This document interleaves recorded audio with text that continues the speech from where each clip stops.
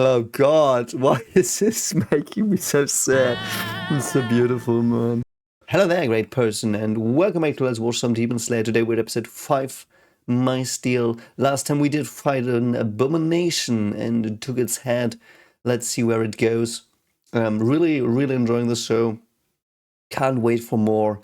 Unfortunately, I can't record that much currently, so if you're wondering about the frequency of videos currently, it's because I'm moving, preparing a big move, hopefully the last move in my life, and yeah, it's taking some time, so bear with me for 1 or 2 months, but yeah, we'll dive into this awesome show. Really love it. I like that the story feels like there's something beneath it.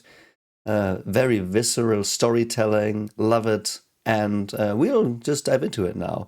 Also, don't forget to like and subscribe as always, share the videos around if you think people might enjoy them, and as always, check out my web novel. It's now about 106 chapters in, and I would love to hear your opinion on that one. And I also did start a Substack to talk a bit more about writing, so if you're interested in that, look into the pinned comment. But we will now get into the show, have some fun, and here we go.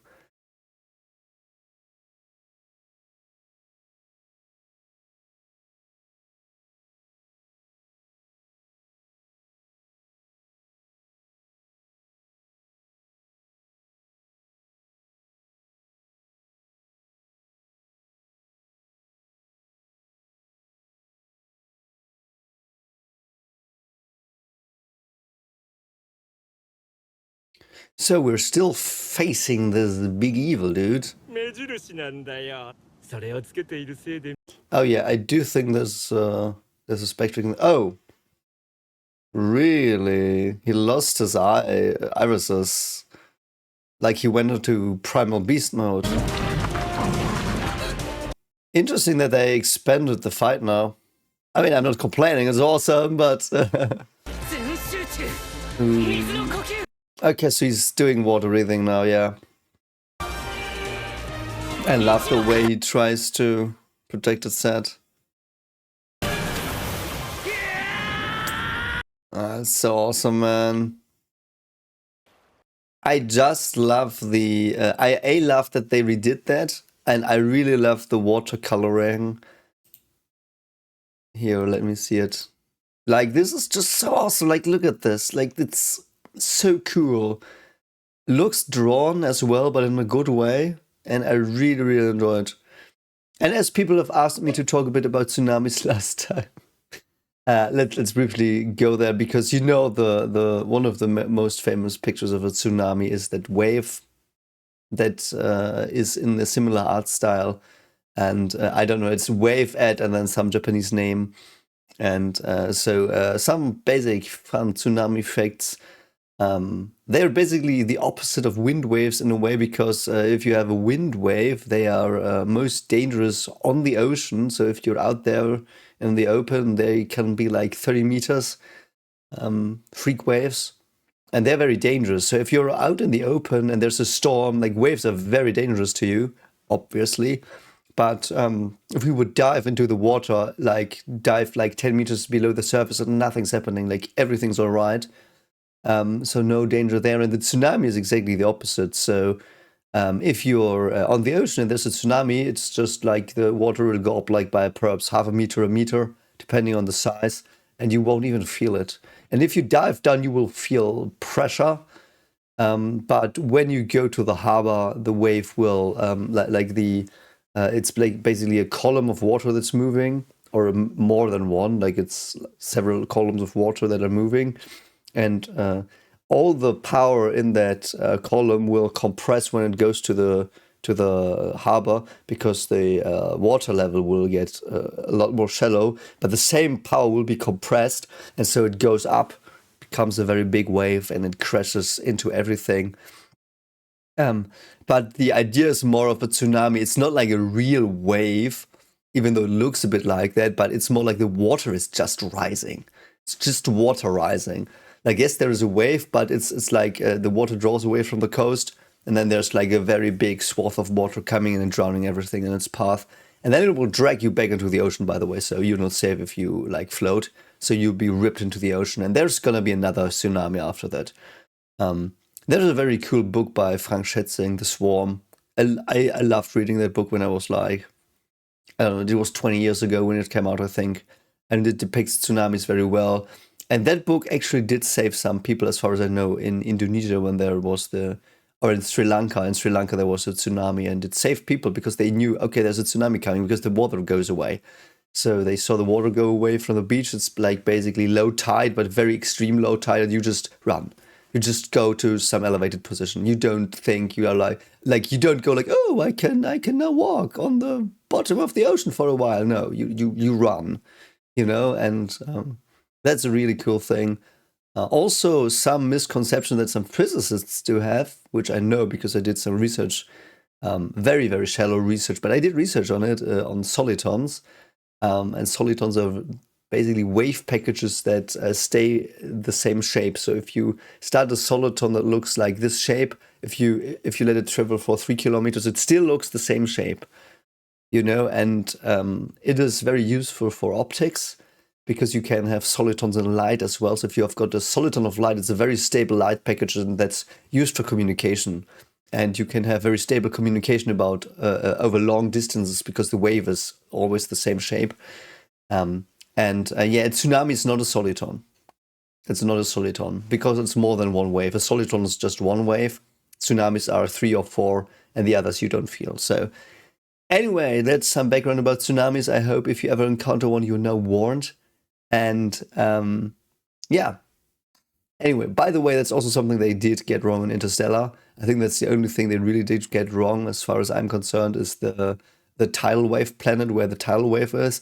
Because I don't know if you know the movie, but there's the tidal wave coming. I think the wave is too steep, but it's probably still okay. But the wave is coming, and it should draw away the water from your feet, and you should just be swept away into the wave, like kilometers ahead. And that doesn't happen in the movies, so because like the water is always shallow, so that's a bit weird. Anyway, everyone who wanted the tsunami explanation, hope you did enjoy this one. I did not go too much in depth, but I do think those are the big facts you need to know. Just some survival tips by Stories with Style today. And if you enjoyed this, obviously check out my horror web novel, because there's going to be a tsunami in volume 3. And that was a spoiler because we're at the end of volume 1. So, but there will be a tsunami thing. So anyway, let's continue this really awesome show after I talked about tsunamis. So he finally did him in. Laughed at his eyes. No, not gonna spoil himself. Oh, that's interesting. Why do they have this pattern? This is a Penrose pattern.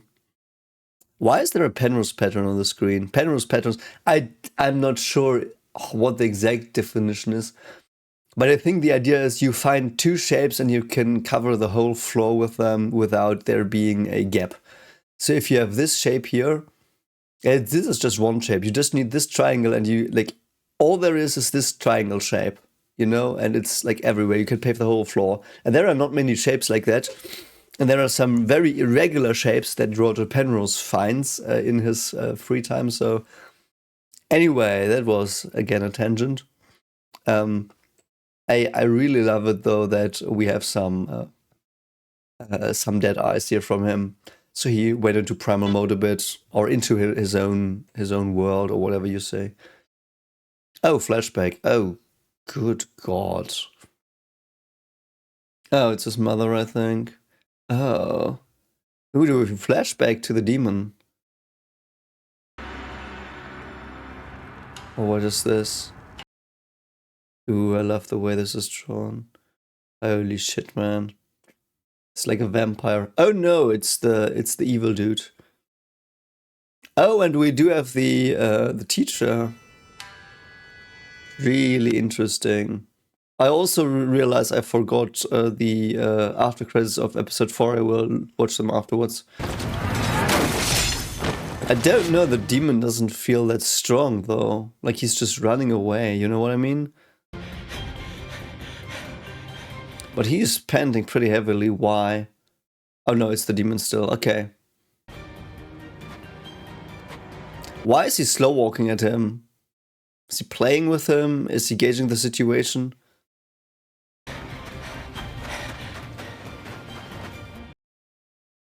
Oh, that's awesome. That's really awesome. Why did he let it live? Why did he let it live, though? Ooh, he sees his master there. I love that it also means that he embodied his master here. Really cool stuff, man.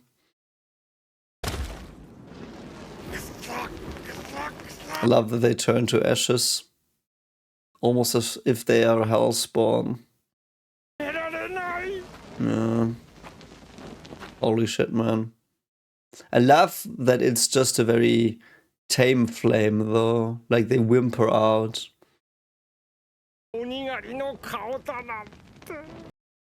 I mean, let's be fair, mate. What the frick else would kill you?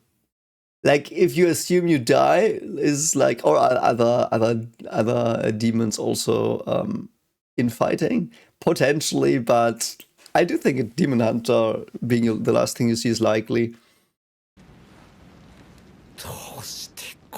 Yeah, how did it come to this, mate? Do we get a backstory?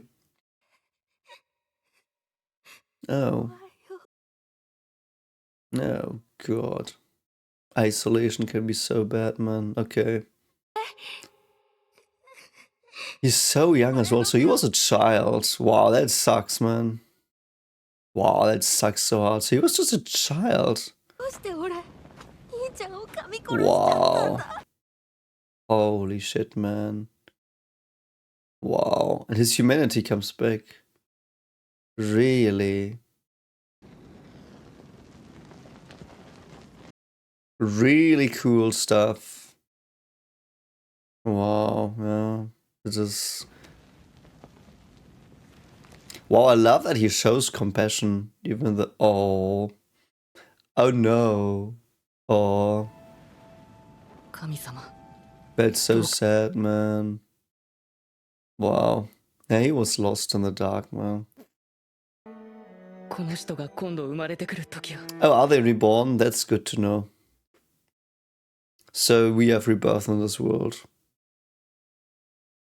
Oh, he follows his brother into the light. Hopefully he will be reborn with his brother. And again, it's siblings.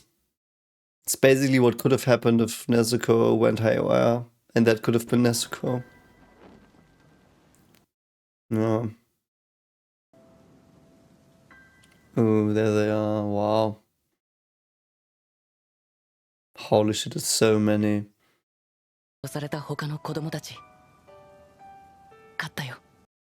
Yeah. That's so awesome, man. There's so much I want to say about the demon, but I'm not gonna pause.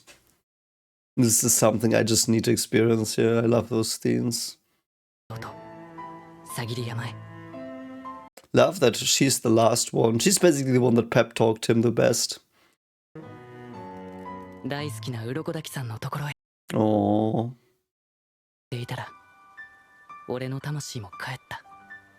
Are you sure? Is that where your home now is?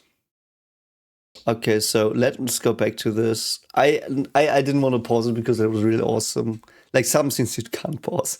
So a lot of stuff to say about this. Where was it? So he was a child. He was a child. He was like 9, 10.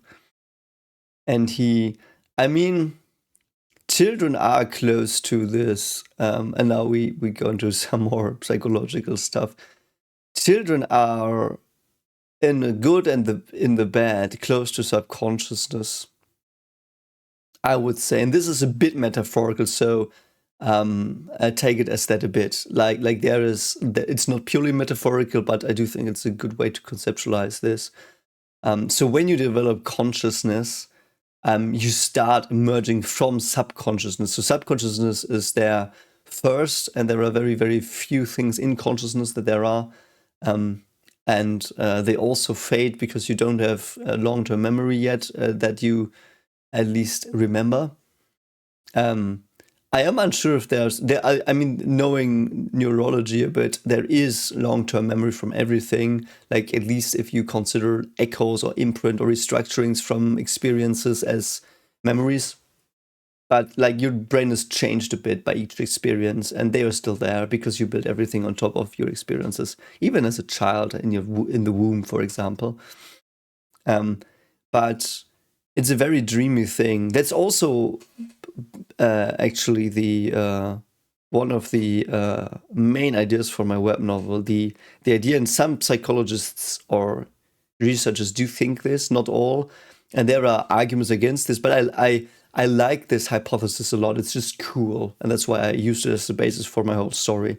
Is that before people were conscious and had consciousness, what was there before was basically a dream state.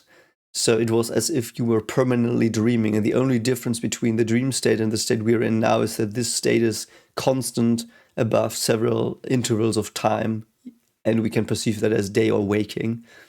But there are criticisms on that idea, and I'm unsure how it really is, if that's really feasible. But I like that. It is because it symbolizes this idea of the subconsciousness is there, then there is the dream state, which is like the gateway between them, and then there's consciousness, conscious thought, like the thing you are having now when you watch my videos and haven't taken substances or whatever you did to make me a distorted thing that you just now hear. But normally I would assume you didn't do that and you just watch me right now, and that's your consciousness. And your subconsciousness is still there. It's most of what you are. But the consciousness is the part that's appearing to control everything. And children like emerge from that as well, so to speak. Like consciousness emerges from that as well, like from this intersection. It doesn't have to be a dream state you were in before, technically. But the idea is perhaps not that far off, that from a purely subconscious being, you start being conscious by having little things pop out that become stable and that drive you, and higher order thought process then make it more rational, approach rationality more. But only in puberty you really get there, I would say. And again, this is a broad assessment, but in general, I do think that holds true. And children are, because of that, very creative, and because the dream state is also very creative, like nightmares and dreams, like they're weird, and it's basically the subconsciousness trying to put stuff together that you don't see, to analyze, to further understand, to try to abstract, perhaps even. And that's why children do very creative stuff often. And so a child that's a demon is basically very sad because of that, because it went haywire pretty early, and it never really got into the conscious state symbolically. Like, this is a child that never grew up, and it never understood what it means to perhaps live in this more grown-up societal world, or whatever you would call it. Like, it's just a child that had love for its brother, and like he had love for his brother, and that drove him. And there are little moments, like little emotional moments he has. And this lantern moment seems to be a very core idea of his, perhaps an idea of care and love. I know sequence-wise it doesn't fit, but Tanjiro did pay kindness to him, showed him that there's care in the world, and perhaps his brother, or the protection idea is there that triggered it, but he remembered his brother being there with a lantern, guiding him, and the brother is gone, his guiding light is gone. It's back into this mess of emotions from before, and the demons corrupt that as well. Obviously, that's the idea of the demons in the show, apparently, and they corrupt him, and he's now just an animal. And before he dies, he starts to regain his memory, because his brother was in a way part of society and people he loved, and that comes back in his final moments because the demon is destroyed from him. And I really love the scene, really love the sequence. makes the demon feel very human. Like not the demon itself, but the core is still there. Like there's still a human inside, and the demon is just over like it's basically a very, very strong cloak around the human apparently, which is very interesting. So if demons are like, some are perhaps psychopaths, but the normal people that turn into demons are still there, and they might return in their final moments, which is salvation. An idea of salvation. Also, other thing we did hear about rebirth. So at least he believes in rebirth. I really like that. That is also something I did find interesting in conceiving my fantasy world. Because my web novel plays in the afterlife, and it's basically the dreamlike state again, where everyone's in, and that's why they can shape reality. That's the magic system. And people leave that state, and they go, and the belief in that world is also that you someday return again. So the belief is that you oscillate between the world of the dead and world of the living, and the world of the living is only there to fuel the world of the dead and give it new ideas and creations and shape it and bring new stuff and change to it. And I like the idea of rebirth a lot. I don't personally believe in rebirth, but I like the ideas that are behind it. I find it very sweet and inspiring and hopeful. So it would be lovely if we were reborn, perhaps in another realm or something.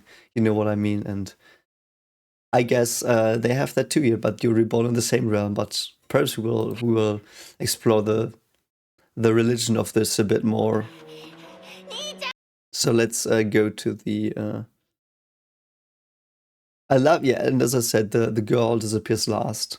I think she had the strongest connection with him, even though you could say the dude with the sword trained him more, but she really talked to him, and their souls were closest, I would say.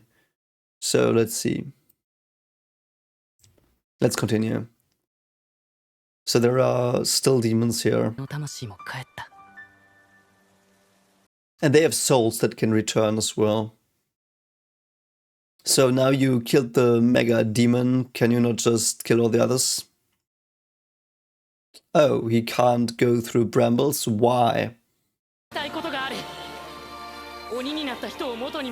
Ooh, that's awesome. He just tries to get intel. I mean, technically you turned the demon you just killed back into human before it died, so, but you don't want to kill Nezuko.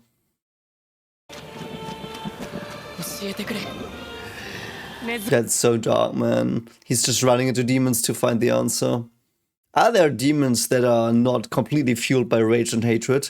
I mean, the big fat demon dude we had in the beginning here in this episode that he killed, he was at least conversing with him, you know what I mean? The others don't. Ooh, that's weird lighting.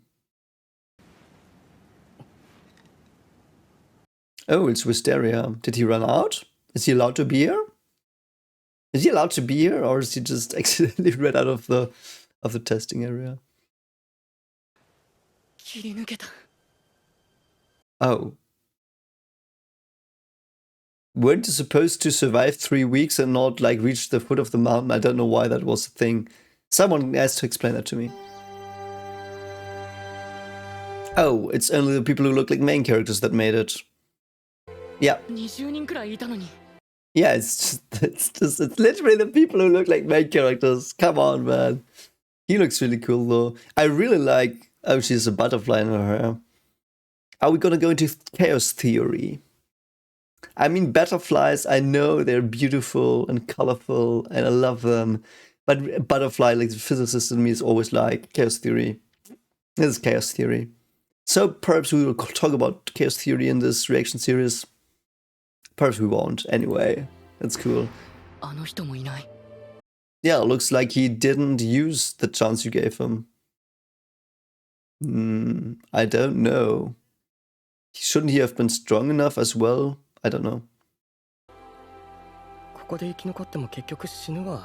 Oh, that's a lovely sentiment. So he's afraid. He's really afraid.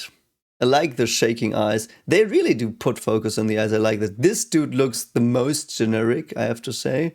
So let's see if he bites the dust earlier than the others. I don't know if this dude will bite the dust. We'll see. But he's very interesting. And his eyes as well. Like the eyes upwards. It's a very, very afraid face. I mean, fear is one of the basic emotions. It's hardwired into a system. Perhaps fear can drive him onwards. We'll see, I guess. Oh, these two weird people with the really creepy eyes. Omedeto! Yeah, what are you gonna do now? Oh, you all get uniforms first. That's nice. Because you all stink. Oh, they've got ranks. Nice. Oh, 10. Brilliant. Okay. Interesting. So Mizu is water? Okay. I mean, of course they're the lowest rank. Was there anything else possible? So they've got 10 ranks. Will the anime be the let's go through 10 ranks thing and in the end you're rank 1 and gonna slay the Demon King? I don't know if there's a Demon King, but if I hear Demon, I always assume Demon King. I'm sorry, it's just Frieren, I guess. But perhaps it's a Demon Queen. But yeah, I assume we have to fight some big stuff. Or perhaps the weird random god that pops up at the last 2 seconds. But yeah, I think once was enough on that one. But yeah, so are there squads? We had the leading people, and some people in the comments have said that they are indeed based on Bleach's captains. So I don't know. Oh, I mean, that's fair. You have to fold them, probably.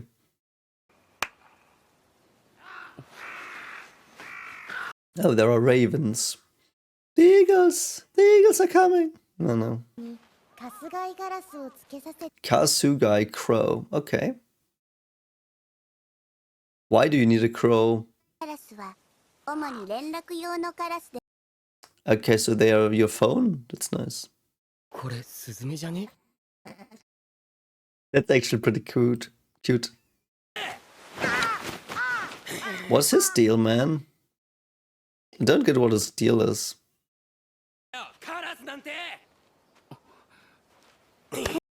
Oh, this is probably not gonna go well for him. What's his deal? He's anger. Are they all basic emotions or something? I might be really, really, really reaching, and you're probably gonna be like, no, what are you doing? I don't know about the girl with the butterfly, but the one dude was fair and he's anger, and Tanjiro? Yeah, Tanjiro is kindness. They are all basic motivational drives. Color changing sword, okay. Yeah. Can he do that though?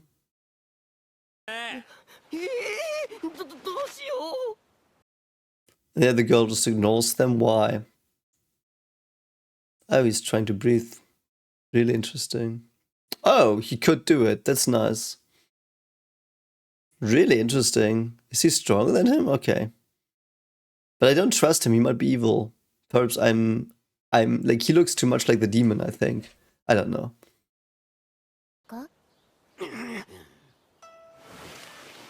Okay, so there are ores. Why are there different ores? Are they different sword types? Steel for the sword. It will annihilate demons and protect you, yeah. I mean, is it that you choose the ore, or does the ore choose you, mate? I don't know. We'll see. Yeah, how would he have seen an ore? He's a coal miner, a coal burner, charcoal. Oh, he's gonna smell it. I like that. Intuition again. I really like that he's very in line with the world through his smell. Like, I love that the main theme currently next to family in this show is the idea of subconsciousness and consciousness aligning and being in symbiosis. I really like that. It's one of my favorite themes as well. And who might you be, friend that's sitting near a very beautiful pond? Your children, okay. So you're the super sportsman, mate? Okay. Yeah, I would probably be like that as well, but like, let's go home. I mean, he's really earned some rest now. He's so battered. Do they, I mean, you could have talked to the one you beheaded first, but I guess you have to be more powerful as a demon to regain to regain some conscience. I like the theme though. I like the theme of monsters versus things that are thinking, and they are more scary, I think. I use that as well to distinguish some of like my monster types. I mean, in my story, there's nightmares and not demons, but it's basically the same. Like there are nightmares that are very beast-like or concepts, and then there are like things that have a mind on their own and are really evil and disgusting and horrid. And I like that idea because I think in the end, just hitting monsters is not that exciting. I think if the opponent has some agency and some intelligence writing-wise, it's a lot more interesting. Because with a beast, you can have only two ways to beat it. You beat it harder than it beats you, or you have a very clever plan to beat it. But with humans, you have to contend with their ideas and morals and philosophies or whatever. And I think that's a lot more interesting. So I do think in these stories where they fight monsters, there has to be these monsters that think. And they are stronger because I do think they are closer. Like the corruption in people is a lot more scary and more powerful to us as societal beings than the corruption of nature and of like, I don't know, a bear that's really mad or whatever. But I do really like it. I really like it. And I like that he's better, but I wonder if they heal quicker. Is there some magic through the breathing that makes him heal better? Yeah.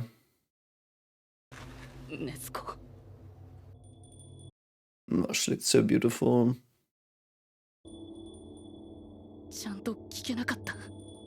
I mean, but you have a lot more time because you're gonna hunt demons now, so. Yeah. Oh, yes, the uniform is in his bag, isn't it? Because he's not wearing it. Why did you go back immediately? Couldn't he have rested? I guess he wanted to go back to his sister, though.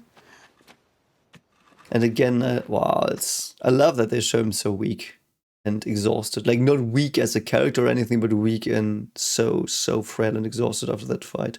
After what was it, 4 days? And again, I also love that the first demon he kills is what Nezuko could have become, yeah. Oh, there's Nezuko. There she is! She's finally back up. Where's she going, though? Oh. Oh. She's gonna support him now. Oh, that's so cool, man. Oh. I really like their bond. But it's really cool. I don't know, man. This show is getting me already so emotional. Yeah. Yeah.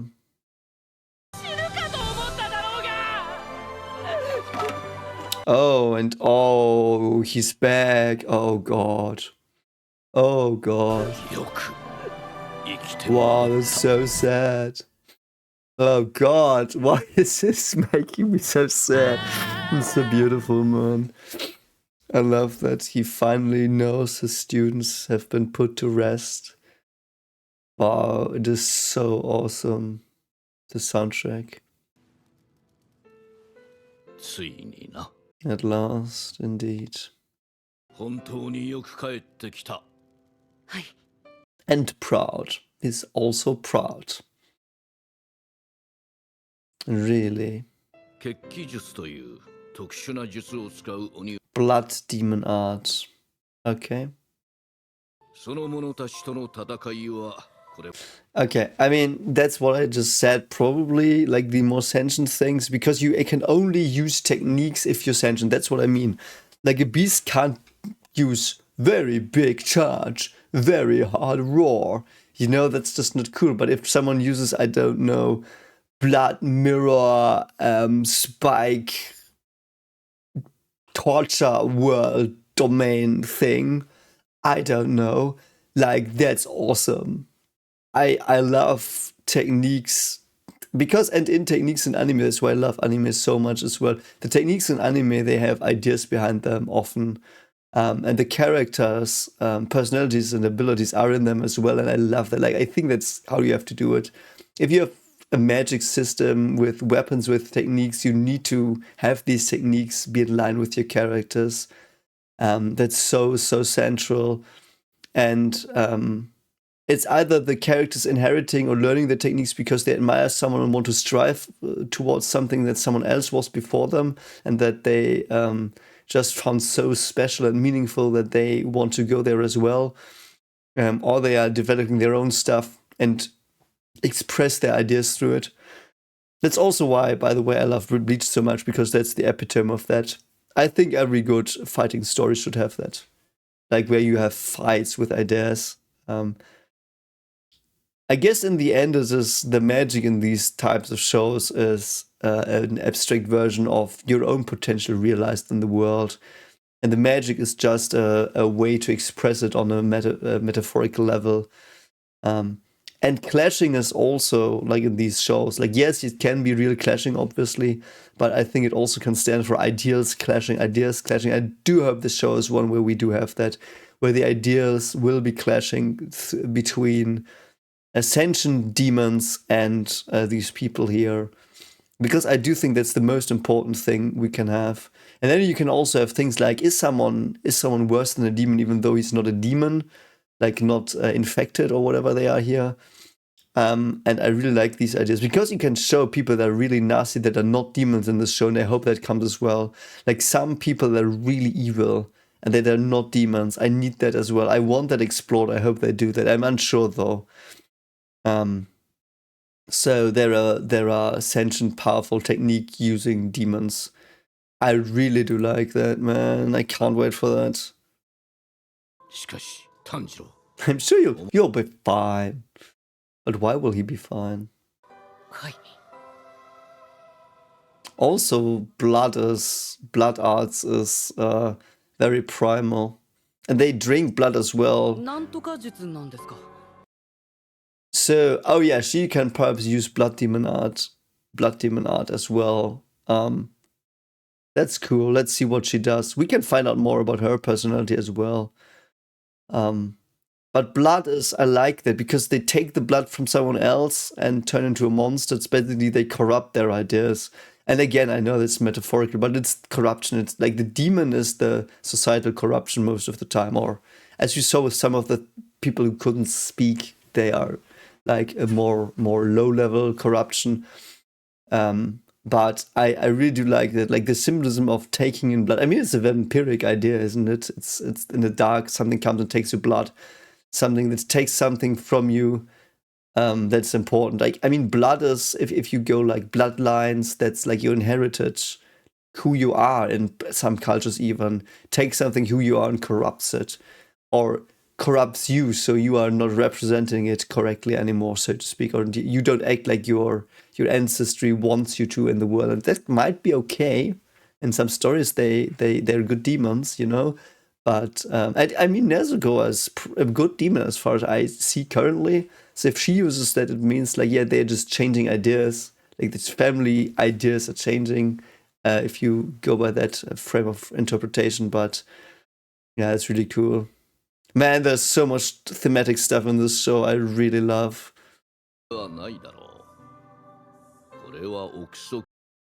Yeah.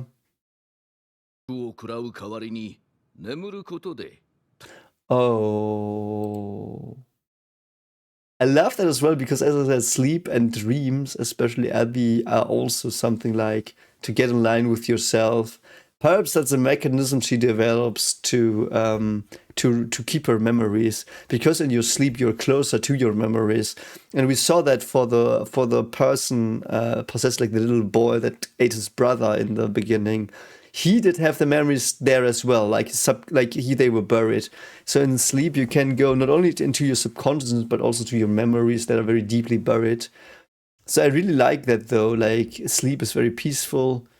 And in a very extended sense, in your sleep, you go back to your blood as well, because in your blood, you have very, very strong primordial patterns encoded, like a tree, that are very important in evolutionary processes. So in your sleep, you can sometimes see images that represent very deep ideas.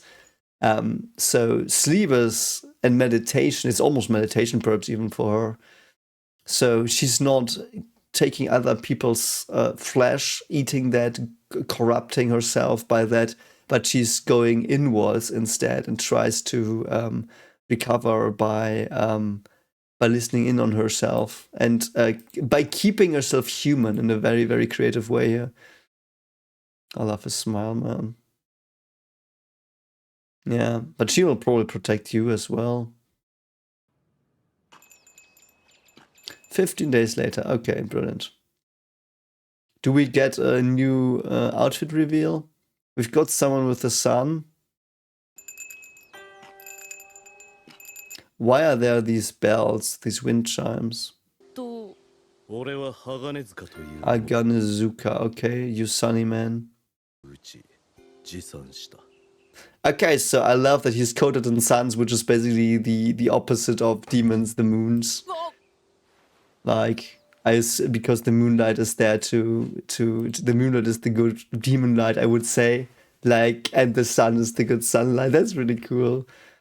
Is he, like, what is his role though exactly? Because we now have two people who are potentially very far on the good side. Like, we do have the dude near the pond that said, my new sons or children or whatever. And we've this dude who's cloaked in suns. So the day against the night. So the demons and they probably do have moon symbolisms. And they have sun symbolisms, because he also has the rising sun as a symbolism here. I really love that. I just love celestial symbolisms. So do we get to see your face?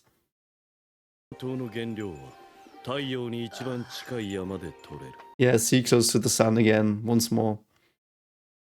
Scarlet Crimson. But Scarlet Crimson, isn't that also the color of blood? So it's like pure blood in the non-corrupted sense. They went all in on the symbolisms in the show. I see it.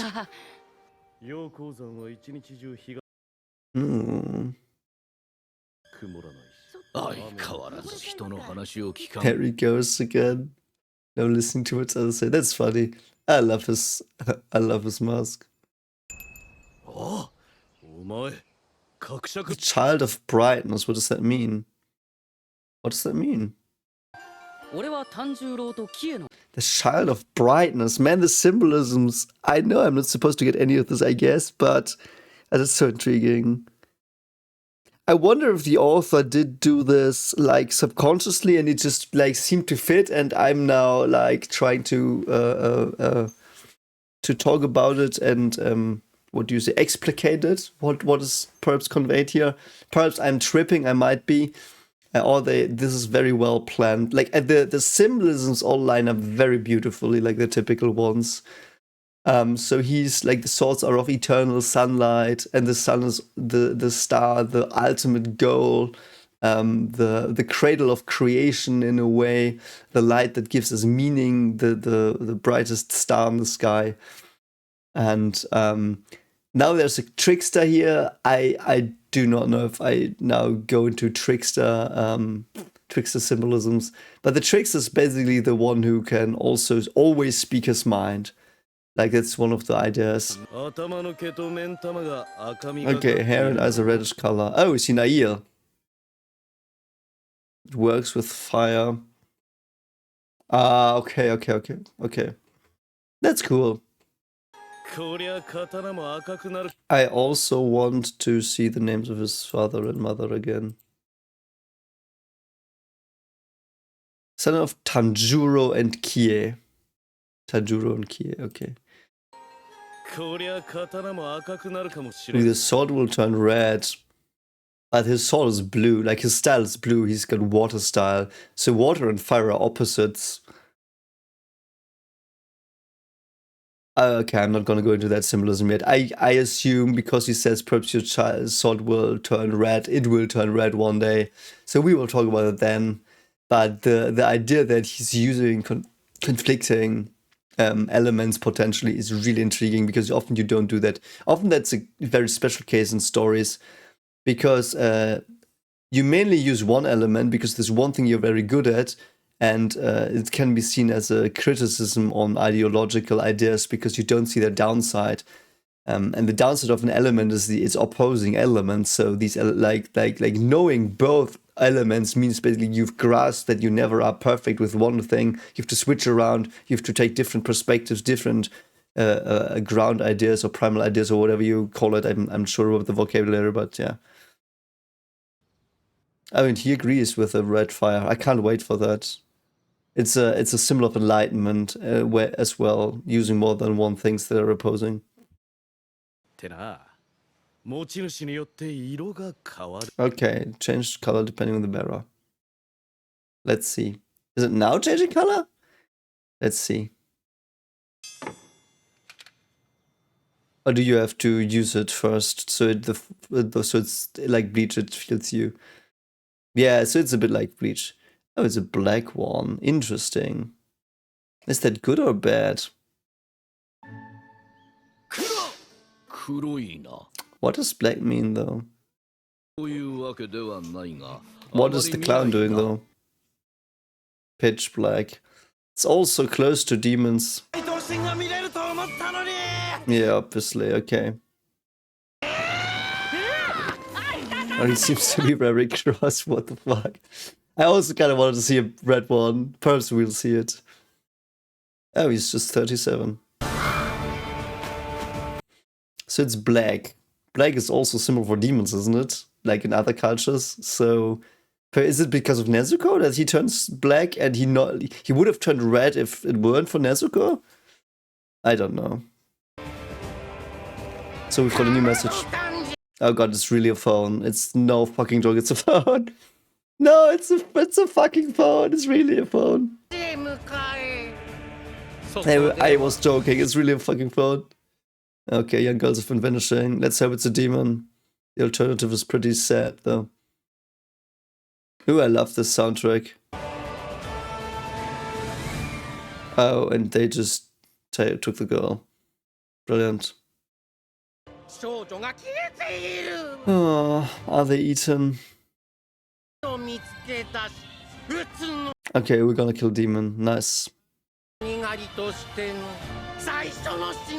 That's awesome. So we have our first quest. Let's go level up a bit. That's so awesome, man. It's a black sword. What's that gonna mean? Man, I'm not gonna lie, this show is like this infinite abyss of ideas that I have. I don't know. It's like, I love this. I do think perhaps it might also just be that the author chose the symbols and the ideas and the colors intuitively, but so that they would have many interpretations. And in the end, things have many interpretations.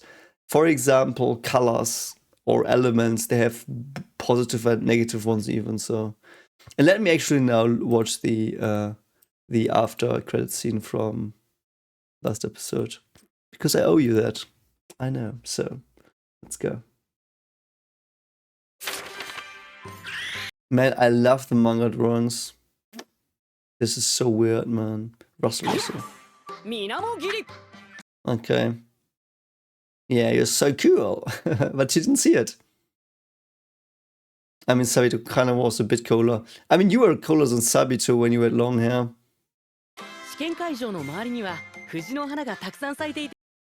Oh, really? Ken. Oh yeah, brilliant. Taisho secret. Yes. What? What? Oh, it's the fearful one. So the fearful one was forced to be here, but he survived, so he must be powerful. I love the anxiety boy, the blonde anxiety boy, Zenitsu. Is it normal? Like, I know it's just a Western interpretation probably, but Zenith, like in German, this Zenith means zenith, like the sun in the zenith. So it's like the one under the noon, sun at noon, like very blessed by sun. And he's blonde and he wears yellow. That's very interesting. Really cool. Really, really cool. I wonder about the girl though. Like the girl is really intriguing because her eyes are dreamy. So she might also be very in line with some subconscious stuff. So anyway, thank you so much for watching. I do hope I did not bore you too much today, and I hope I did, on the contrary, give you some really cool stuff to think about. You know, I go sometimes into directions you've never seen coming, but I really like. I think from all the shows I've seen, other than Neon Genesis Evangelion, I can see the most deepest layer of emotional storytelling here. Like Frieren also had quite some emotional storytelling, but it was more on the surface, so to speak. I don't know if I'm making sense. Like in Frieren, the most emotional layer deep thing was the names, and obviously some of the story and the themes of Lauren Frieren herself. But like here, I feel like most of the story is playing below the surface, like in the symbolisms and the vibes and the music and the characters' actions, mimics, you know, and it's not the dialogue only. And that feels very good. This feels very good. I take quite long for these reactions though, but I hope that's still fine. I mean, otherwise you've probably already clicked off, so who cares? Anyway, so I hope you do enjoy this. And if you do, don't forget to like and subscribe. As always, share these around because, I mean, they currently don't get lots of views, which is fine. But if you want others to share to see my takes, I mean, you can share them. Also, don't forget to check out my web novel. I do think I see some parallels to the nightmares and the demons. So if you like sentient, very powerful monster creatures that come and hunt down people, you might enjoy the web novel a lot.